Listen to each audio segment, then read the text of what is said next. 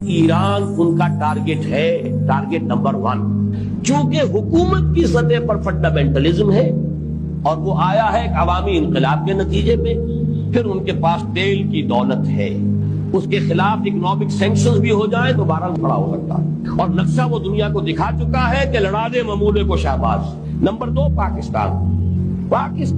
400 برس کی تجدیدی مساعی کا امین ہے، امانت دار۔ پورے ہندوستان میں مجدد الفسانی رحمت اللہ علیہ، شاہ ولی اللہ دہلوی رحمت اللہ علیہ، سید احمد بریلوی رحمت اللہ علیہ، ان کا جہاد، علامہ اقبال جیسا مفکر، مولانا مودودی جیسا مصنف، مولانا الیاس جیسا مبلغ، شیخ الہند جیسا مجاہد حریت، پورے عالم اسلام میں ان کا پیرلل کوئی نہیں۔ یہ 400 سال کی تاریخ ہے، اس کی امانت، اور اس کے نتیجے میں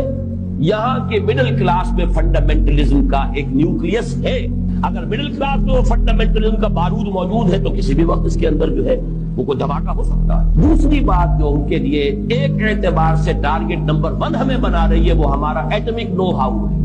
پورے عالم اسلام میں اور کسی کے پاس نہیں۔